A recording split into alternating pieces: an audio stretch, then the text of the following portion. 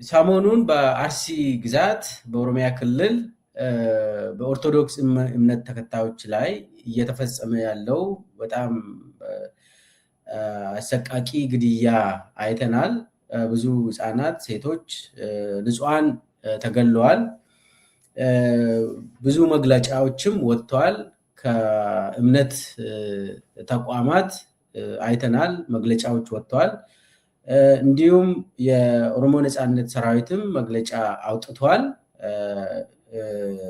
ግድያውን በተመለከተ በጣም ዘግናኝ በመሆኑ ሁሉም ሰዎች፣ ሁሉም ድርጅቶች መግለጫ እያወጡ ነው። መንግስት ተብዬ ደግሞ ምንም አይነት ነገር አልተናገርም፣ እስካሁን አይናገርም። እንግዲህ አርሲ አካባቢ በተደጋጋሚ እየተፈጸመ ነው። ይሄ ነገር ዛሬ አይደለም የጀመረው፣ ቆይቷል። በየጊዜው ዜናውን እንሰማለን። በየጊዜው ሰው ያልቃል፣ በየጊዜው ይጨፈጨፋል። የእምነቱ ተከታዮች፣ ንጹሃን ዜጎች ምንድነው አይቆምም ወይ ሰው ብሎ ይጠይቃል። ይሄ ነገር አርሲ ብቻም ሳይሆን አጠቃላይ ኦሮሚያ ውስጥ እየተደረገ ነው። አንድን እምነት ላይ ያነጣጠረ ግድያን መፈጸም፣ ማፈናቀል፣ ይህ ነገር በተደጋጋሚ እየተፈጸመ ነው። በምዕራብ ኦሮሚያም አንዴ አሁን ኦሮሞን አፈናቀሉ፣ እየገደሉ ነው። ደግሞ ስሙ ደግሞ ምንድን ነው የሚሆነው? ፋኖ ነው እንደዚህ የሚያደርገው ተብሎ በብልጽግና ደጋፊዎች ይነገራል። የአርሲው ግድያ ደግሞ ሸኔ ነው ብሎ የብልጽግና ደጋፊዎች ይህንን ያራምዳሉ። አሁን እዚህ ላይ አርሲ ላይ ኦርቶዶክስ እምነት ተከታዮችን፣ ንጹሃን ዜጎችን ገሎ ሸኔ ነው ይላሉ። ምዕራብ ኢትዮጵያ፣ ምዕራብ ኦሮሚያ ደግሞ ኦሮሞን ገሎ አፈናቅሎ ፋኖ ነው ይላሉ። ልብ በሉ። አት ሴም ታይም ነው ይሄ ነገር እየተከሰተ ያለው። ከአንድ ሳምንት በፊት ወልቃይት፣ ሁመራ አካባቢ፣ ራያ አካባቢ አብይ ያደረገውን አይተናል። እዛ ጋር የሆነ አንድ አጀንዳ አምጥቶ ሰው እንዲጋጭ ለማድረግ ሞክሮ ነበር። በተለይ አማራና ትግራይ እንዲጋጩ ተፈልጎ ነበር፣ አልተሳካም። አሁን ደግሞ በምዕራብ ኦሮሚያ እና በአርሲ በምስራቅ ኦሮሚያ የተለያየ ጉዳይ፣ የተለያየ ነገር እየተፈጸመ ግን በተመሳሳይ ነገር በተመሳሳይ ሰዓት ነው ይሄ ነገር እየተፈጸመ ያለው። አሁን ምንድን ነው ይሄ ነገር? ለምንድን ነው በየጊዜው በየእንትኑ? አሁን ምዕራብ ኦሮሚያ ደግሞ ሲፈልጉ አሁን እዛ ያሉትን አማራ ተወላጆችን ይጨፈጭፉና ሸኔ ብሎ ደግሞ ዜናውን ያመጣሉ። አሁን ባለው ወረራ አቤ ዶንጎሮም ይሁን ኪረሙም ይሁን ንጹሃን ኦሮሞ ዜጎችን ብሔር ለይቶ እያፈናቀሉ እየገደሉ ፋኖ ነው ይላሉ።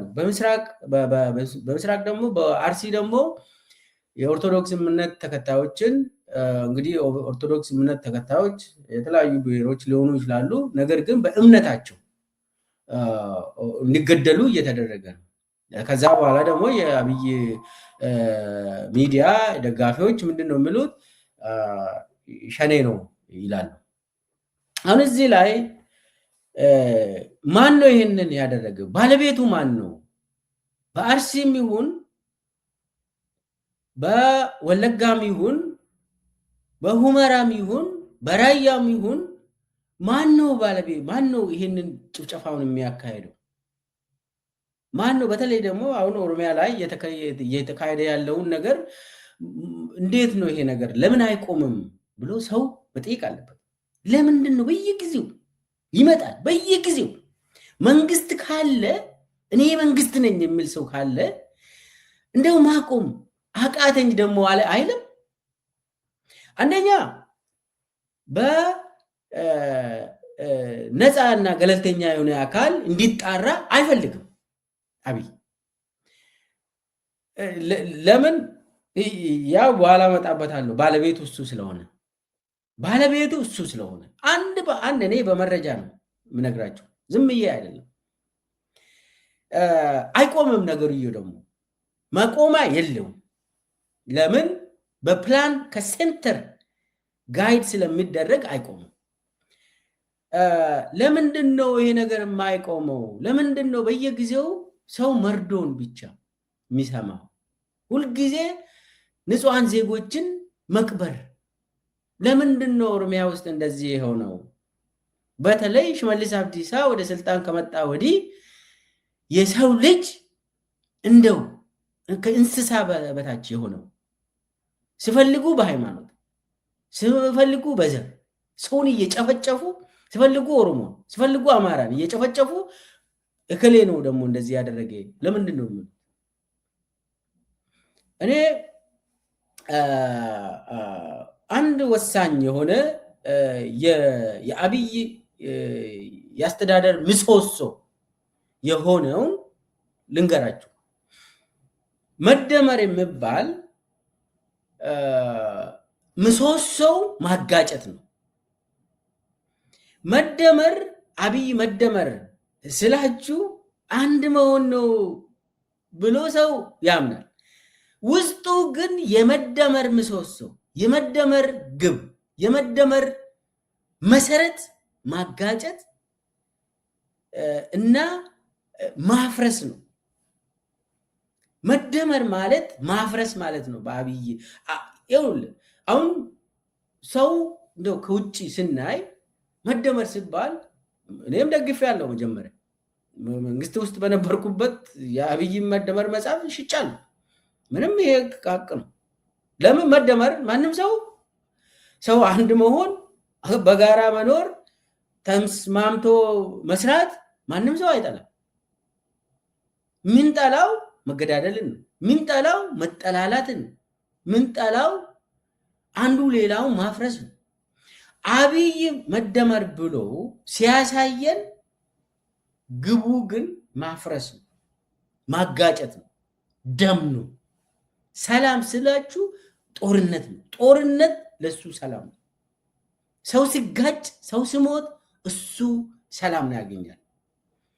መደመር መሰረቱ የመደመር ማለት እንግዲህ የአብይ የስልጣን ምሰሶ አንዱ ማጋጨት ነው፣ ማፋጀት ነው፣ ማፍረስ ነው። አብይ መደመር ብሎ ሲናገር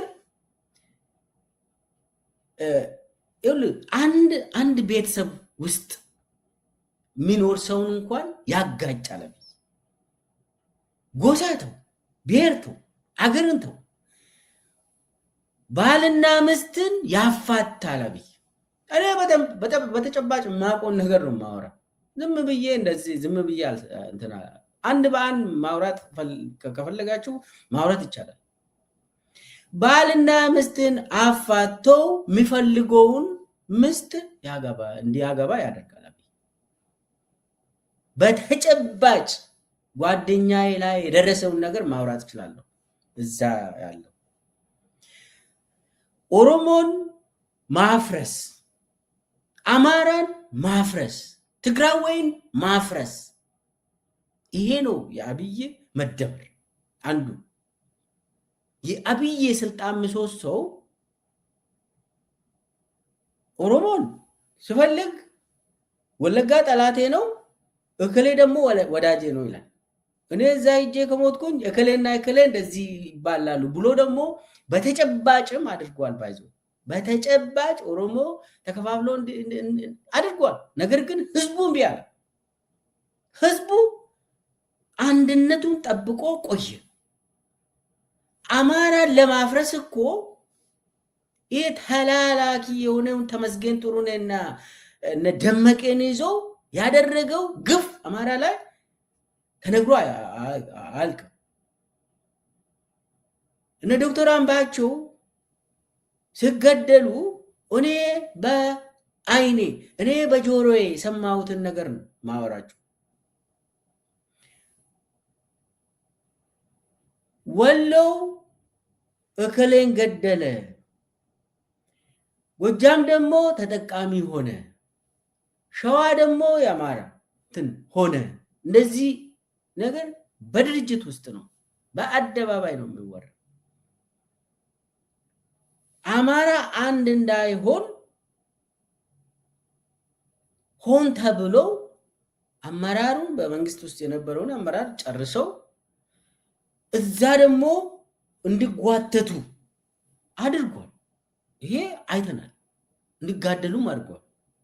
አንዱን ይዞ አንዱን እንዲሞት አድርጓል።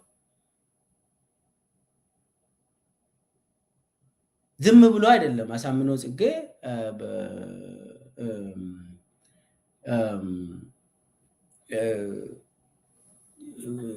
ዶክተር አምባቸውን የገደለው ዝም ብሎ አይደለም። ፕላኑ ከቤተ መንግስት ነው። ይህን የማውቀውን ነገር ነው። ይህንን ተናግሬያለሁ ከዚህም በፊት። ምንድነው ሀሳቡ? እንደ ህዝብ አማራ እንዲፈርስ ይፈለጋል።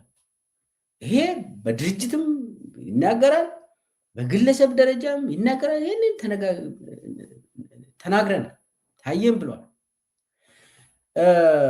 ስለዚህ የትግራይን አሁን ለማፍረስ እየሞከረ ነበር። አሁን እያደረገ ያለውን እነ ጌታቸው ረዳን በመያዝ እነ ጻድቃንን በመያዝ ትግራይ ውስጥ ክፍፍል እንዲፈጠር እንደ ወረድ ብሎ ደግሞ እዛ ማይኖሪቲዎች አሉ ብሎ ኢንቨስት እያደረጉ ነው። በየእንትኑ ክፍፍል አድርጎ ምንድነው ለማለት የፈለግኩት? አብይ የመደመር መሰረቱ የአብይ መደመር ምሰሶ የአብይ የስልጣን ምሰሶ አንዱ ማፍረስ ነው። ስለዚህ እንዴት ነው ይሄንን የሚያፈርሰው? አንድን ብሔር ማፍረስ፣ ከዛ ደግሞ አልፎ እንዲጋጩ ማድረግ፣ አማራና ኦሮሞ እንዲጋጭ ማድረግ፣ ኦሮሞና ትግራይ እንዲጋጭ ማድረግ፣ ኦሮሞና ሶማሌ እንዲጋጭ ማድረግ፣ አፋርና ትግራይ እንዲጋጭ ማድረግ፣ አፋርና አማራ እንዲጋጭ ማድረግ፣ ሁሉም እንዲጋጩ ማድረግ። ይሁላችሁ መከላከያ እንኳን እንዲጋጩ ያደርጋል እኮ አቤት። በመከላከያ ውስጥ እንኳን አንዱ እዝ ከሌላው ጋር እንዲጋጭ ያደርጋል። አንዱ ክፍለ ጦር አሁን ሰብሰብ አድርጎ እንዲጋጩ ያደርጋል። አቤት መሰረቱ ማጋጨት ነው። መሰረቱ የስልጣን መሰረቱ ማጋጨት ነው እና ማፍረስን መሰረት ያደረገ ስርዓት ስለሆነ በአጠቃላይ ሁሉንም ነገር እንዴት ነው ማጋጨት የሚችለው ብሎ ነው የሚያስበው ቀን ተሌሊት። ለዛ የሚመች የተለያዩ ህቡ አደረጃጀቶችን ፈጥሯል አብይ። ለዚህም ነው አሁን እልቂቶቹ ለምንድን ነው የሚከሰቱት ለምለው መልስ እሰጣለሁ። እና እልቂቶቹ በተለይ አብይ ልክ ወደ ስልጣን እንደያዘ መደመር ብሎ ከጀመረ በኋላ ምንድን ነው የሆነው? እንግዲህ ማፍረስ ስለሚፈልግ ህዝብን ማፍረስ ስለሚፈልግ አንደኛ የራሱን ሸኔ አቋቋመ፣ ሁለተኛ የራሱን ፋኖ አቋቋመ። ኦሮሚያ ውስጥ አንድ በአንድ መጣበታለሁ። የአብይ ሸኔ የሚባል መጀመሪያ ከአባ ቶርቤ የሚባል ወደ ደንብ ዶሎ አካባቢ የሚንቀሳቀስ ነበር።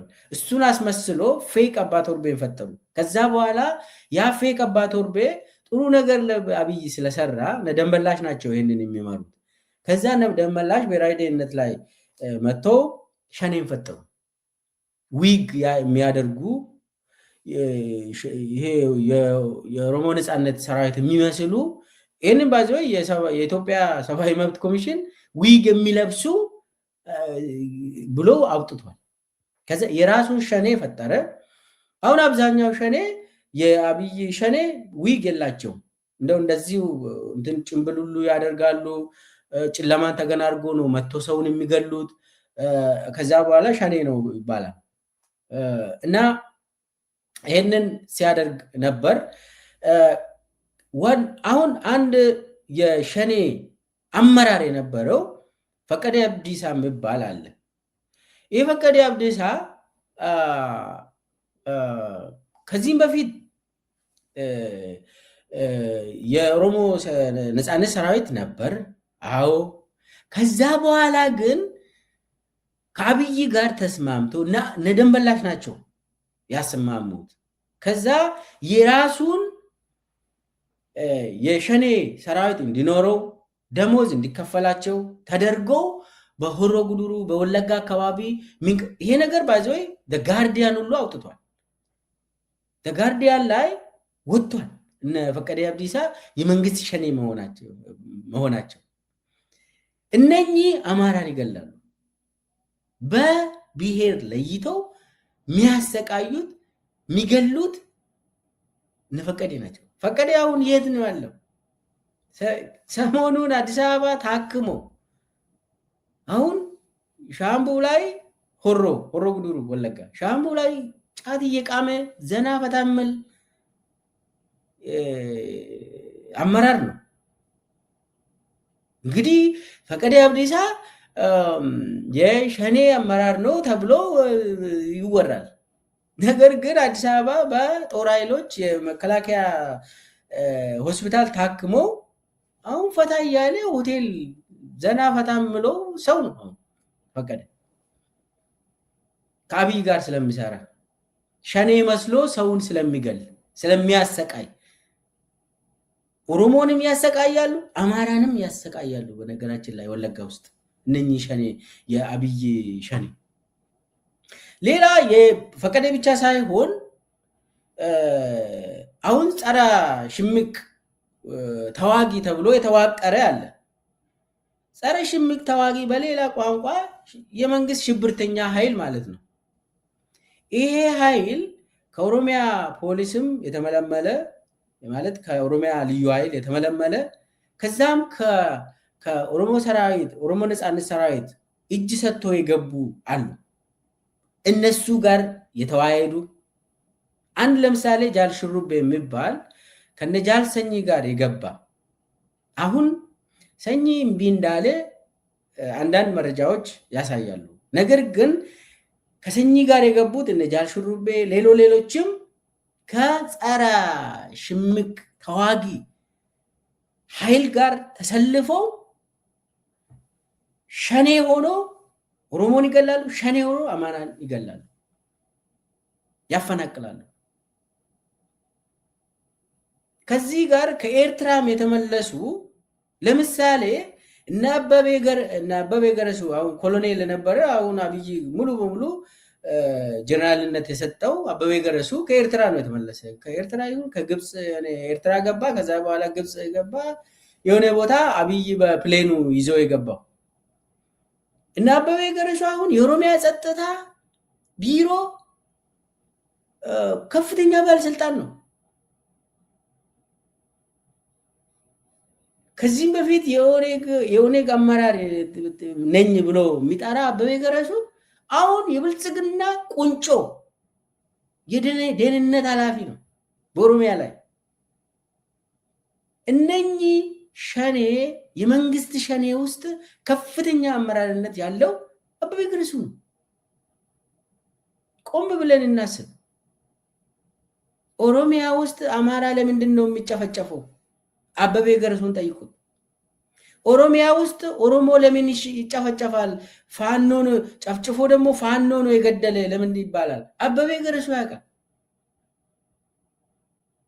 እኔ ከአበበ ገረሱ ጋር ተወሰነ ጊዜ ሰርቻለሁ። የኦሮሚያ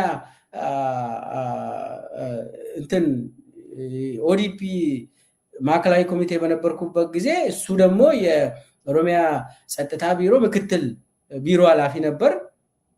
ያኔ በደህንነት ደረጃ ሹመት ያገኘ ከፍተኛ አመራር ነው። በጣም ክፉ ሰው አቋል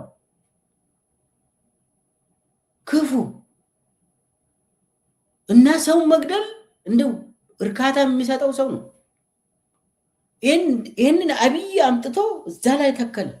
ገዳይ የሆነ ሰው ርህራሄ የሌለው ሰው እና እነኚህ አንድ ላይ ሰብሰብ አድርጎ ይመራሉ።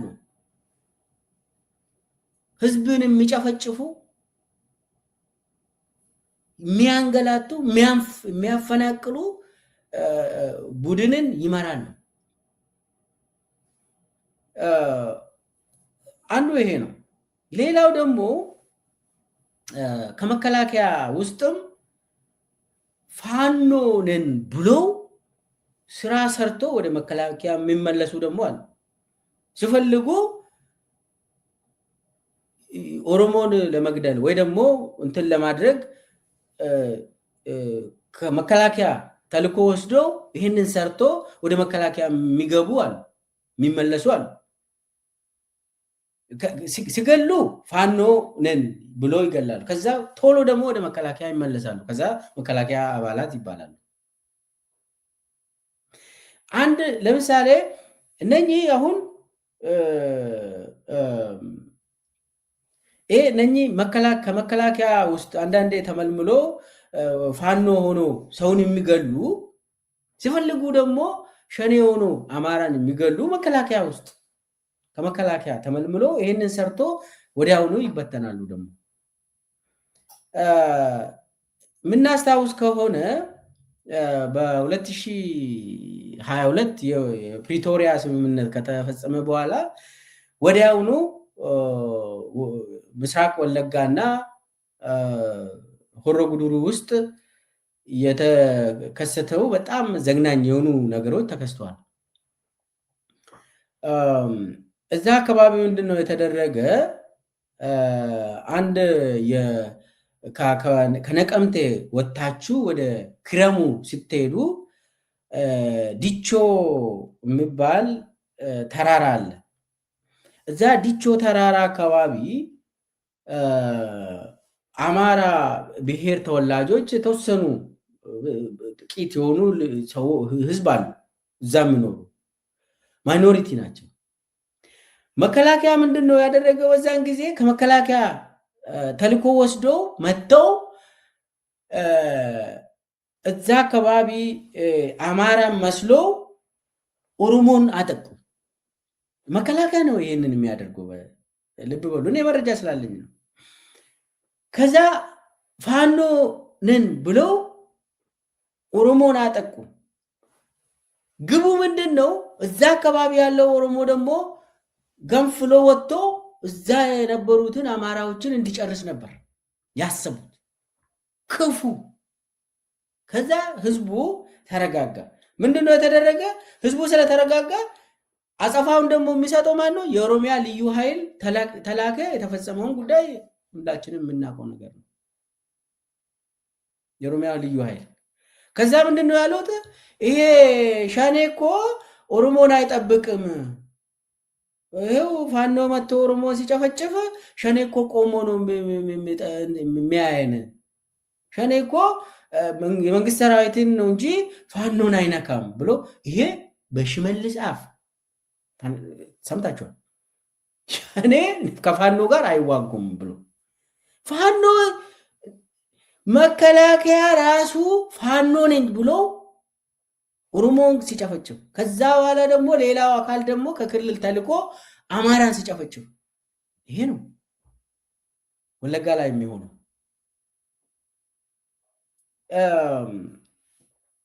እና ምንድነው እየሆነ ያለው እዛ አካባቢ ለምለው አንዱ ከመከላከያም ተወስዶ ኦሮሞን የሚጨፈጭፍ አማራንም የሚጨፈጭፍ አካል አለ።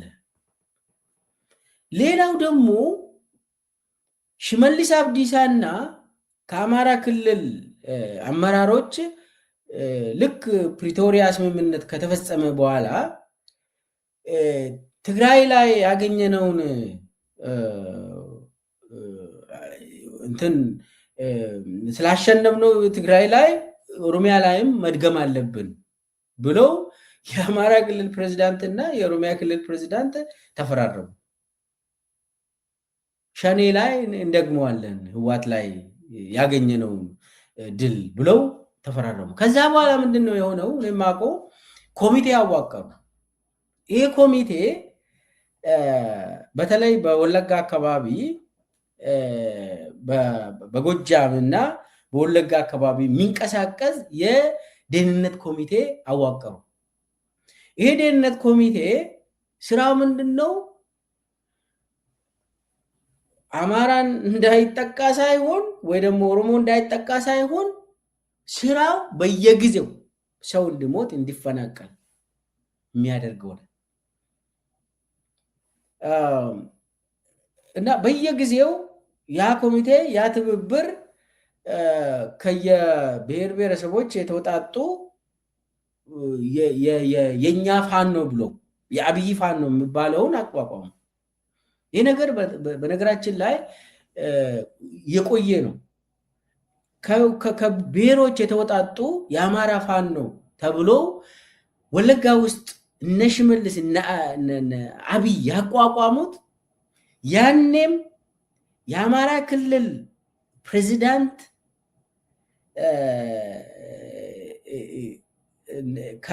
ከእንትና ጀምሮ ማን ነው አሁን የፌዴሬሽን ምክር ቤት አፈጉባኤ ሆኖ አብይን የሚያገለግለው አገኘሁ ተሻገር ከዛ ጀምሮ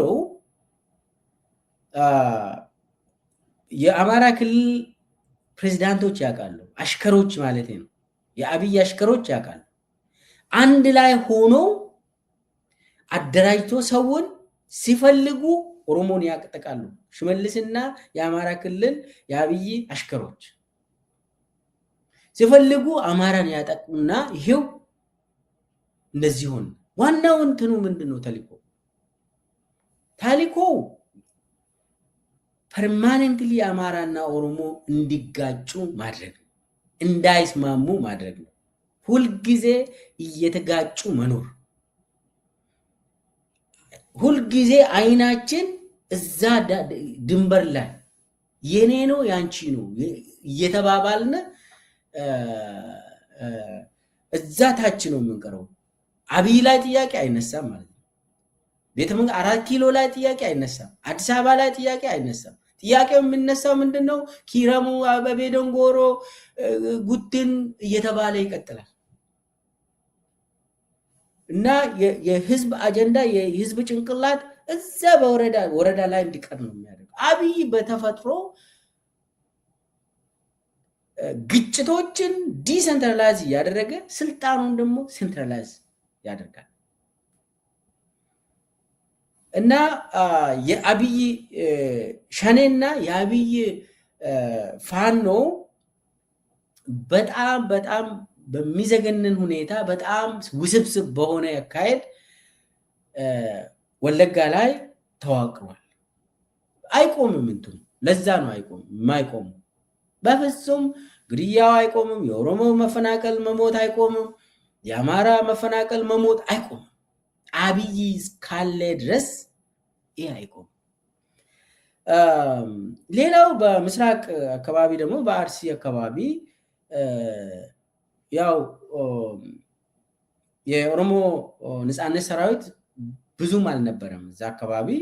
አሁን ግን እዛ አካባቢም ከአንድ ዓመት ወዲህ አርሲ፣ ሐረርጌ፣ ባሌ ድረስ የኦሮሞ ነፃነት ሰራዊት በሚገባ እየተንቀሳቀሰ ነው። ስለዚህ ምንድነው የሆነ ያለው? ከአንድ ዓመት ወዲህ ግድያዎች እንዲፈጸሙ እያደረገ ነው አብይ። ለምንድነው ይሄ? ምን አይነት ህቡ አደረጃጀት ነው እዛ አካባቢ የሚንቀሳቀሰው ለምለው ከዚህም በፊት ተናግሬያለሁ። ይሄ ህቡ አደረጃጀት የአብይ ህቡ አደረጃጀት የተፈጠሩት በጀዋር መሐመድ ላይ ግድያ ለመፈጸም አብይ ሲሞክር ከዛ በፊት ነው እነ ደመላሽ ያቋቋሙት። በተለይ አዳማ ላይ፣ አሰላ ላይ፣ ሻሸመኔ ላይ የሚከሰተው ጭፍጨፋ፣ ቃጠሎ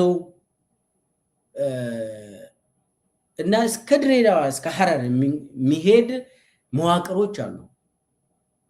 ይህ መዋቅር ህቡ አደረጃጀት በተለይ አዳማ፣ አሰላ እና ሻሸመኔ አካባቢ ማን ነው ተደብቆ ሰውን የሚገለው? ማን ነው አርሲ ላይ ይሄንን እያደረገ ያለው ለምለው ልክ አብይ ስልጣንን እንደያዘ በ6 ወር ወይ 7 ወር ውስጥ ነው ይሄ ህቡ አደረጃጀት የተፈጠረው። ይሄ ህቡ አደረጃጀት መጀመሪያ ምኒልክ ሳልሳዊ ይባላል። ምኒልክ ሳልሳዊ ይባላል መጀመሪያ ሲቋቋም። አዳማ ላይ ይንቀሳቀሳል፣ አሰላ ላይ ይንቀሳቀሳል፣ ሻሽመኔ ላይ ይንቀሳቀሳል። ይሄ ህቡ አደረጃጀት የተዋቀረው ሊስትሮ የሚሰሩ ልጆች አሉ፣ የቀን ስራ የሚሰሩ የሚሸከሙ ኩሊ ስራ የሚሰሩ አሉ፣ ስራ አጦች አሉበት እዛ ውስጥ። እነኚህን ሰብሰብ አድርጎ ስም ሰጥቶ ሳልሳዊ ብሎ ማን ነው ይህን የሚያደርገው? ደመላሽ ነበር በዛን ጊዜ በአብይ ትዕዛዝ። ስራቸው ምንድን ነው? መደመርን ዲፌንድ ያደርጋሉ ተባለ በዛን ጊዜ። እኔ አውቃለሁ የአብይን ስርዓት ዲፌንድ ያደርጋሉ። ለምን? በዛን ጊዜ እነ ጀዋር መደመር አይሰራም፣ አብይ አይሰራም ብለው አንገት ለአንገት ተያያዙ። ከዛ ደግሞ የኦሮሞ ነፃነት ሰራዊትም በአንድ በኩል አብይ አይሰራም፣ አብይ መሄድ አለበት ብለው እነ ጃልመሮም ጦር እያሰለጠኑ ነበር። እነ ጀዋርም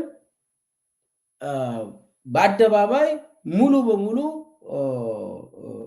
ጉልበታቸውን ተጠቅሞ አብይ ከስራ ውጭ አድርጎናል፣ አብይ ለውጡን ቀልብሷል ብሎ እንትን ሲያደርጉ መጀመሪያ የተደረገው ጀዋርን ለማጥፋት ሙከራ ተደረገ። ያ እውነት ነው። ጀዋር እኔ ራሴ በዛን ጊዜ መንግስት ውስጥ ስለነበርኩኝ ደመላሽ ገብረ ሚካኤልን ጠይቄያለሁ። ለምንድን ነው ጀዋርን እንደው ይሄ ነገር የተከሰተው? ሙከራው ምንድን ነው? እውነት ነው ወይ ብዬ ሲጠይቀው ሁለት መንግስት አንድ ሀገር ውስጥ መኖር አይችልም፣ ወይ እኛ መንግስት እንሆናለን ወይ ጀዋር መንግስት ይሆናል አለ። አስቡ። ይህ ከደመላሽ አፍ የሰማሁትን ነው የምነግራቸው። ከዛ በኋላ እንግዲህ የጀዋር ደጋፊዎች ሰልፍ አደረጉ። ከዛ የሞቱ ሰው በዛን ጊዜ አስታውሱ፣ ብዙ ሰው አልቋል። የሚጨፈጭፈው ደግሞ አንዱ የመንግስት መዋቅር ፖሊስ፣ ፌዴራል ፖሊስ፣ መከላከያ ጭምር። ሌላው ደግሞ ይሄ ህቡ አደረጃጀት ነበር። አዳማ ውስጥ ቢሾፍቱን ጭምር፣ አሰላ፣ ሻሸመኔ ውስጥ ከመንግስት ሰራዊት ጎን ለጎን ሆኖ ይሄ ህቡ አደረጃጀት ሳልሳዊ የሚባል ድርጅት በስናይፐር ሁሉ ሰውን ሲጨርስ ታይቷል። ኮንዶሚኒየም ላይ ሆኖ አዳማ ላይ ሰውን ሲጨርሱ ስልጠና ተሰጥቷቸው ገንዘብ ተሰጥቷቸው እነኚህ ሊስትሮ የሚጠርጉ ቀን ስራ የተለያዩ የሚሸከሙ ስራ አጥ የሆኑ አንዳንዱ ደግሞ ባጃጅ ሁሉ የሚነዱ ልጆች ነበሩበት። ይሄ መዓት ገንዘብ ይሰጣቸዋል። ከዛ እነኚህን ተጠቅሞ ብዙ ሰዎችን ገለዋል። አብይ ብዙ ሰው አልቋል። ከአዳማ ጀምራችሁ አጥኑ ከፈለጋችሁ፣ ዝዋይ ባቱ ጭምር፣ ሻሸመኔ፣ አርሲ፣ አሰላ ሁሉም ቦታ ሰው ተጨፈጨፈ በዛን ጊዜ። እንግዲህ እዛ አካባቢ የአብይ ጭንቅላት ያው ጀዋር ትውልድ አካባቢ ስለሆነ ምን ማድረግ አለብኝ ብሎ ነው አብይ ይህንን ስውር የሆነ ህቡ አደረጃጀት ፈጥሮ ዜጎችን፣ ንጹሃን ዜጎችን የጨፈጨፈው። በዛን ጊዜ እኔ መንግስት ውስጥ ስለነበርኩኝ ማወራችሁ ማቆም ነገር ነው። ከዛ ምን ሆነ? አርሲ ውስጥ ክርስቲያኖችና ሙስሊሞች ተጋጩ ተባለ። ድርጅት ጽሕፈት ቤት ተጠራ። ድርጅት ጽሕፈት ቤት በዛን ጊዜ የገጠር ዘርፍ ኃላፊ አወሉ አብዲ ይባላል። አወሉ ጠርቶን አርሲ አይ ቲንክ በዛን ጊዜ እንግዲህ አወሉ ነው ይሄንን የተናገረ። አወሉ ምንድን ነው ያለው?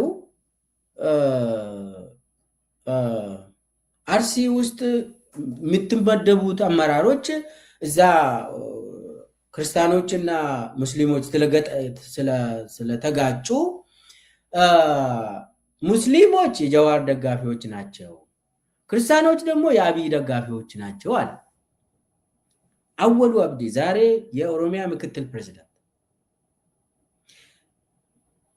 በዛኛው በኩል ክርስቲያኖች ኦሮሞም ናቸው፣ አብዛኞቹ ኦሮሞ ናቸው። እንግዲህ እዛ አካባቢ የሚኖሩ ክርስቲያኖች አማራም አሉ፣ ሌሎችም ብሔር ብሔረሰቦች አሉ ክርስቲያን የሆኑ። ክርስቲያኖች እኛን ይደግፋሉ፣ ሙስሊሞች ጀዋሬን ይደግፋሉ አለ። ሁለቱን እናስታርቃለን። አሁን ሂደን አመራሮች እዛ የምትመደቡት ይህንን ይዛችሁ መሄድ አለባችሁ አለ። አስቡት፣ ጀዋር የሚደገፈው እኮ በሁሉም በሃይማኖት በክርስትና እምነት ተከታዮችም በሙስሊም እምነት ተከታዮችም ድጋፍ አለው ጀዋር። በግል ሌላ እምነት ሊከተል ይችላል ጀዋር። ነገር ግን የአብይ ፍሬምወርኩ እንደዛ ነው በዛን ጊዜ። ከዛ ቀጥሎ የሚደረገው ነገር ሁሉ የመንግስት እጅ አለበት። ይሄንን የሰማሁት እኮ ከድርጅት ጽሕፈት ቤት ነው። አርሲ ውስጥ ዋናው ማጋጫ የሚያጋጨው እንትኑ መሳሪያው እምነት ነው። ይሄ የኦሮሚያ ድርጅት ጽሕፈት ቤት በደንብ አውቆ የሚሰራበት አሰራር ነው። አርሲ ውስጥ ማጋጨት የሚቀለው አብይም የሚጠቀመው እምነትን ነው። ክርስትና እምነትና እስልምና እምነትን። ዛሬ አሁን ክርስትና እምነትን ሲገሉ፣ ከዛ ደግሞ ከዚህም በፊት ክሱ የጀዋር ደጋፊ ናቸው ለማለት ነው እንትን የሚያደርጉት። አሁን ደግሞ እዛ አካባቢ የኦሮሞ ነፃነት ሰራዊት በከፍተኛ እየተንቀሳቀሰ ስለሆነ አሁን ሸኔ ነው ማለት ይቀላል። ሲፈልጉ ደግሞ አሁን ጀዋርና መሮ ናቸው የሚያስገድሉት ይላል። የሚገርም እኮ ነው። ግን እኔ ዓላማውን በኋላ መጣበታለሁ። ለምንድን ነው ይሄ ማጋጨትም ያለፈ ፖለቲካ እንትን አለው፣ መጣበታለሁ በኋላ እና ይሄንን በአርሲና አዳማ እዛ አካባቢ አሰላ ጭምር እዛ ገጠር አካባቢ የአርሲ ምዕራብ አርሲም አርሲ ዞንም የሚደረገው ግድያዎች ይሄንን ፍሬምወርክን የያዘ ከላይ ኤክሌ የኤክሌ ደጋፊ ነው፣ የኤክሌ እምነት ደግሞ የዚህ ደጋፊ ነው። አሁን ደግሞ አማራ ህዝብም ፋኖን ይደግፋል፣ ወደድንም ጠላንም። ኦሮሞ የኦሮሞ ነፃነት ሰራዊትን ይደግፋል፣ ጀዋርንም ይደግፋል፣ ነፃነቱን ይደግፋል። የኦሮሞ ህዝብ ምንድነው ማድረግ ያለበት? አሁን አብይ አንዱን ገሎ ሌላውን ስም መጥራት፣ ሌላውን አጨፍጭፎ ሌላውን ስም መጥራት ብቻ ነው የአብይ ቀለል ያለ ነገር። ስለዚህ ይሄ ነገር አርሲ አካባቢ የተጀመረው መቼ ነው? ጀዋርን ለመግደል ከመሞከራቸው በፊት ህቡ አደረጃጀት ደመላሽ ገብረ ሚካኤል እና አብይ ያቋቋሙት፣ በኋላ ደግሞ ልብ በሉ፣ በኋላ ደግሞ እነ ዳንኤል ክብረትም የተቀላቀሉት ስርዓት ነው። አሁን በአሁኑ ሰዓት አርሲ ውስጥም ወለጋ ውስጥም ለሚንቀሳቀስ ነገር እነ ዳንኤልም ይሳተፋሉ። አንዱ በሚዲያ ይሳተፋሉ። ያው ዳንኤል ክብረት የአብይን የሶሻል ሚዲያ ወታደሮችን የሚመራ ዳንኤል ክብረት ነው። አጠቃላይ ሶሻል ሚዲያ አርሚ ኦፍ አብይ ኮማንደር ኢንቺፉ ዳንኤል ክብረት ነው።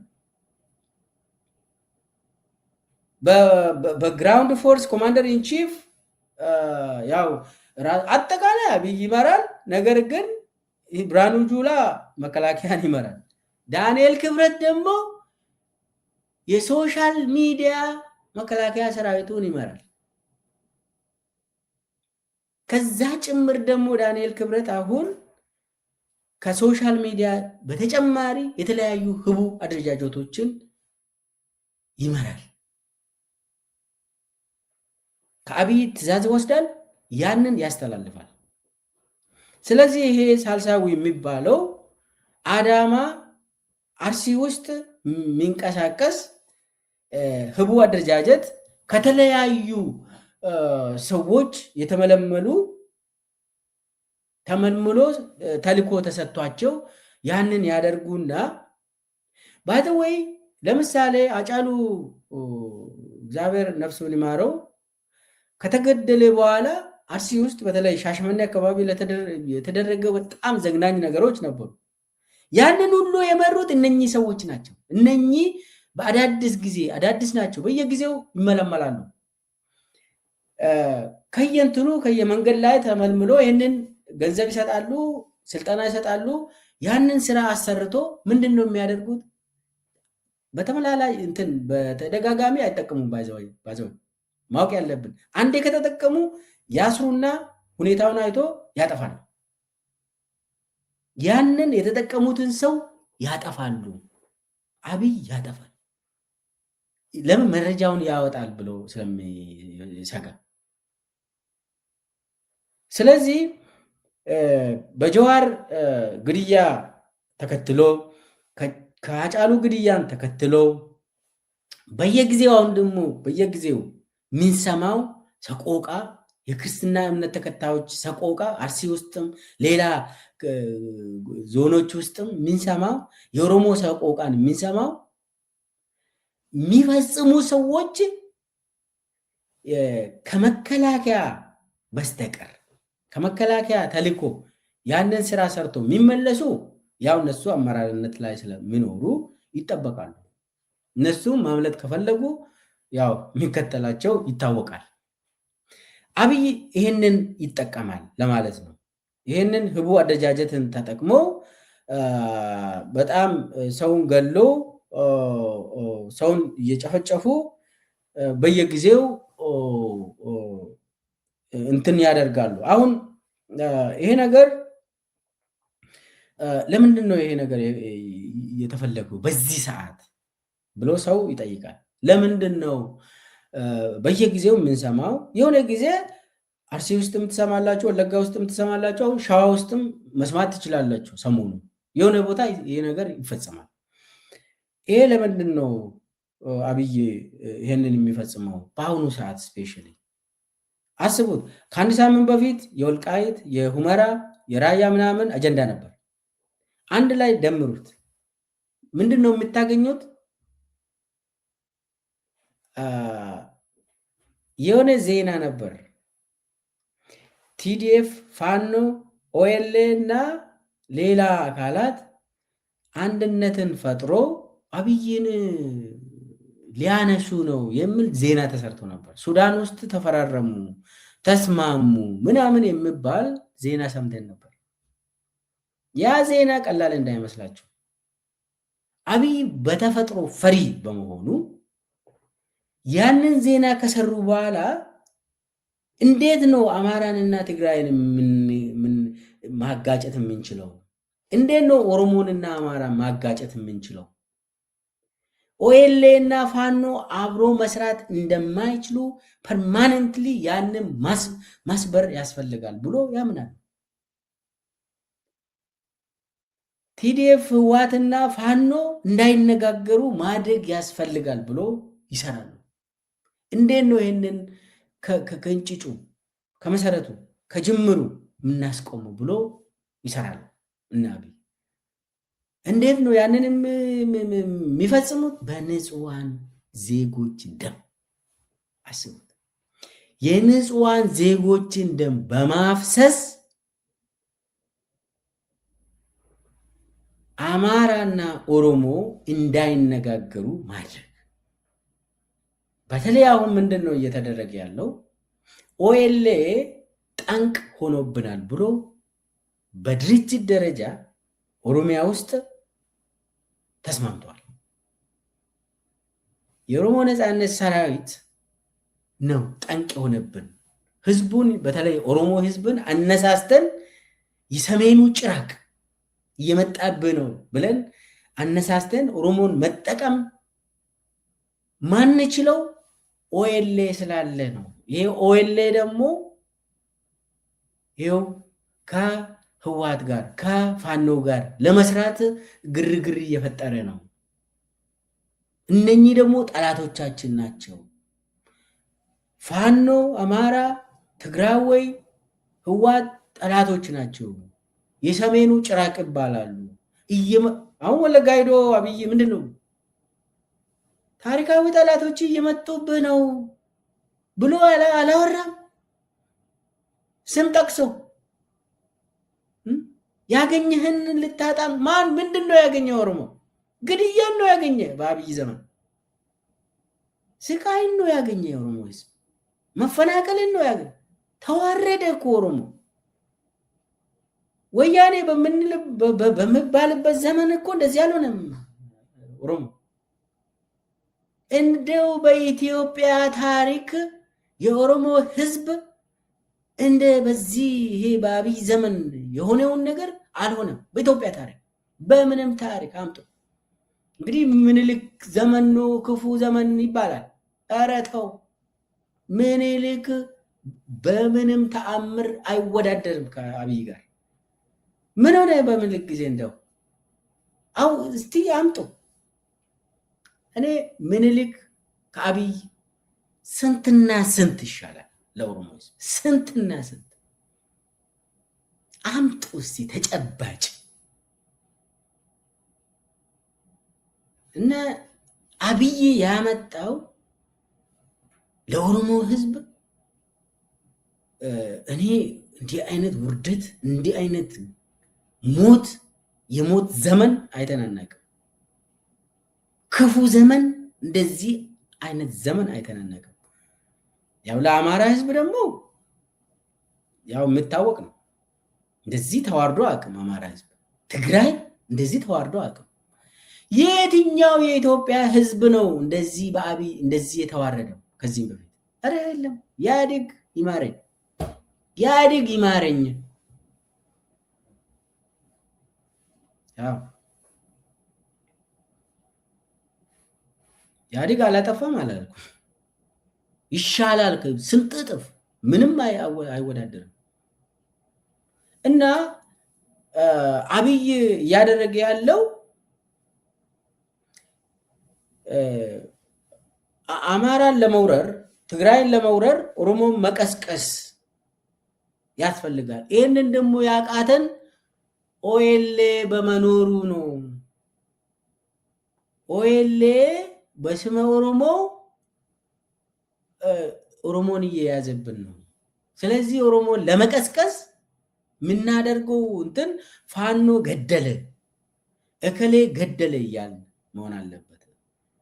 ለዛ ደግሞ አጠቃላይ ማህበራዊ መሰረቱን የኦኤልኤ ማህበራዊ መሰረቱን መምታት እንዴት ነው የምንመታው ብሎ አብይ የሚያስቡት አንደኛ ኦኤልኤ ከፋኖ ጋር ቆመ ከተባለ የኦሮሞ ህዝብ እንዲጠላው ማድረግ፣ ኦኤልኤ ከህወሓት ጋር ቆመ ቲዲኤፍ ጋር ቆመ ከተባለ የኦሮሞ ህዝብ እንዲጠላ ማድረግ። አሁን ይሄ ኦሮሚያ ውስጥ እየተደረገ ያለው ግድያዎች በወለጋም ይሁን በአርሲም ይሁን ግቡ ምንድን ነው? አንደኛ ፋኖ ጠላትህ ነው፣ ይሄው እየገደለ ነው እያፈናቀለ ነው እየተባለ፣ በዛኛው በኩል ደግሞ ይሄው ሸኔ እየገደለ ነው እያፈናቀለ ነው እየተባለ ሁለቱ አብሮ እንዳይታዩ ማድረግ ነው። አጭር ግልጽ የሆነ መልእክቱ ይሄ ነው። የኦሮሞ ኃይልና የአማራ ኃይል እንዳይነጋገሩ ማድረግ ነው። ከተነጋገሩ ደግሞ ህዝቡ እንዲጠላቸው ማድረግ ነው። ራሱ የሰው ንጹሃን ዜጎችን እየጨፈጨፈ ይሄንን ቁማር ይጫወታል።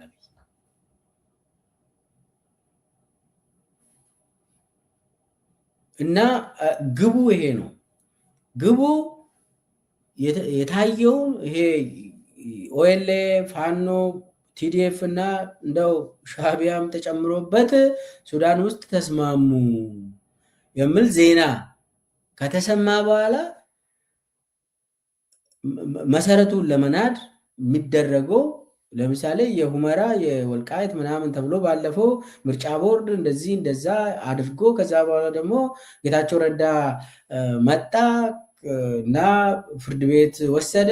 ጌታቸው ረዳ አሳገደው። ስለዚህ ጌታቸው ረዳ ብፁዕ ወቅዱስ ሆኗል፣ ትግራይ ህዝብ መቀበል አለበት ምናምን ምናምን ብሎ እና አብይ የሰሩት ድራማ ዞሮ ዞሮ ዋናው መሰረቱ ምንድን ነው?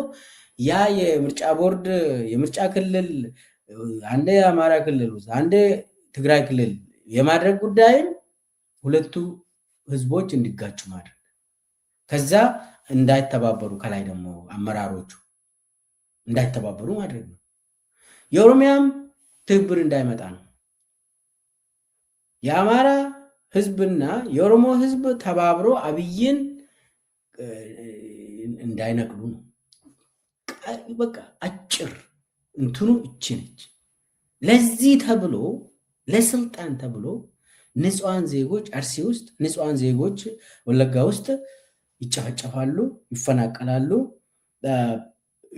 እንትኑ ደግሞ ምንጩ አንድ ቦታ ነው፣ ቤተመንግስት ነው። አብይ አህመድ ይባላል ምንጩ። የዚህ ሁሉ መከራ ባለቤት አብይ ነው ለስልጣኑ ብሎ እና የሚያሳዝን ነው። እኔ አሁንም እዚህ ላይ የኦሮሞ ህዝብ፣ የአማራ ህዝብ፣ የሶማሌ ህዝብ፣ የአፋር ህዝብ፣ የትግራይ ህዝብ፣ ሁሉም የኢትዮጵያ የቤንሻንጉል ጉሙዝ የኢትዮጵያ ብሔር ብሔረሰቦች አብይን በተመለከተ ብልጽግናን በተመለከተ አንድ መሆን የግድ ነው። አንድ መሆን። ይሄ ክፉ ሰው ለማንም አይሆንም። ይሄ ክፉ ሰው ክፉ ስርዓት ለማንም አይበጅም። ስለዚህ አንዱ ነው የታጠቀም ያልታጠቀም ወደ አንድነት ወደ መተባበር መሄድ የግድ ነው።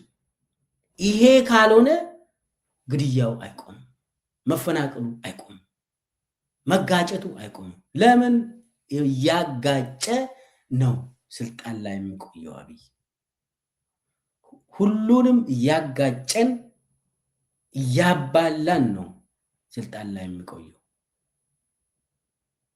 እያጣላን ስልጣን ላይ ይቆያል። ይሄንን መፍቀድ የለብንም። ማንም ሰው ኢትዮጵያ ውስጥ የሚንቀሳቀስ ኃይል ምኑ አይዲዮሎጂ ላይ ነው የምትጣላው? በየቦታ እየተገደልክ እህል እንኳን መብላት የለህም። ምኑ ላይ ነው የምትጣላው? የምትበላውን አታ የለህም። በየቀኑ በድሮን ትጨፈጨፋለህ፣ በየቀኑ ትገደላለህ። በእምነት በብሔር ትረሸናለህ። ምኑ ላይ ነው የምትጣላ? አንድ ነፃነት አንድ ያደርጋል። ከአብይ ነፃ መውጣት አንድ ያደርጋል። ፍትሃዊ የሆነ ስርዓትን ለመገንባት አንድ ሆነ ነው የምትታገለው።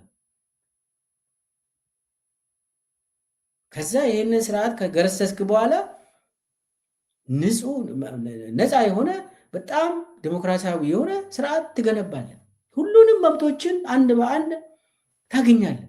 የምትጣላበትም መሬት ካለ ትፈታለህ እኮ። አብይን አስቀምጠህ መሬት ታገኛለህ፣ ይሄ እኔ ነው ያንቺ ነው ምናምን ተውት። እሱ አብይን ከሸኘ በኋላ ነው መፍትሄ የምታገኘው። አብይን አስቀምጠህ አብይን ዳኛ አድርግ። እረተው የሃይማኖት ነፃነት አታገኝም። አብይ እያለ ቤተ ክርስቲያንን የሚያቃጥል መንግስት እኮ ነው ያለን። አባቶችን የሚረሽን እኮ ነው ያለን። አሁን መስጊድን የሚጨፈጭ ከመስጊድ አውጥቶ ሼኮችን አርሲ ውስጥ እየገደለ አይደለ እንዴ አብይ? ወሎ ውስጥ ቅርብ ጊዜ የአብይ ፋኖዎች ምን እያደረጉ አላየንም? ደግሞ በነፃና ገለልተኛ የሆነ አካል ይጣራ ሲባል አብይ ለምን እምቢ ይላል? የራሱ ስራ ስለሆነ ነው። የትኛውም እምነት ተቋም ብትከተል ቁጥር አንድ ያንተ ጠላት ያንቺ ጠላት አብይ አህመድ ነው። ያንን ማመን መቀበል ይግድላል። አብይን ላይ አድርገ ሰላም አመጣለሁ፣ ነፃነት አገኛለሁ፣ ሞትን አቆማለሁ ምትል ውሸት ነው። የሞት አባት አብይ አህመድ ይባላል። ባለቤቱ አብይ አህመድ ነው። እንደ ስርዓት ደግሞ ብልጽግና ነው። ያንን ለአንዴና መጨረሻ ነፃነትን ማወጅ ከፈለክ እኔ ኦኤልኤ ነኝ፣ እኔ ፋኖ ነኝ፣ እኔ ህዋት ነኝ የምትልበት እንትን የለም። አንድ ላይ ሆነ ተባብረ አንድ ላይ መተባበር ይግድላል። ከተባበርክ በኋላ ሰውየውን መሸኘት፣ ከዛ ሁሉም ነገር ይደርሰናል። ሁሉም ነገር ኢትዮጵያ ያጣችው ነገር የለም። ያጣችው ነገር ሰላም ነው። ያጣችው ዲሞክራሲ፣ ፍትህ ነው። ፍትሃዊ የሆነ መንግስት ሲኖር በትብብር የምትፈጥረው መንግስት ሰላም ያመጣልሃል። ከዛ ውጪ ቡልጉ ካባ የሚባል የሰሜኑ ጭራቅ የሚባለው አብይና አብይ ብቻ ነው። እሱ ነው የመጣብን፣ ሌላ አካል የመጣብን የለም። ይህንን መረዳት ያስፈልጋል።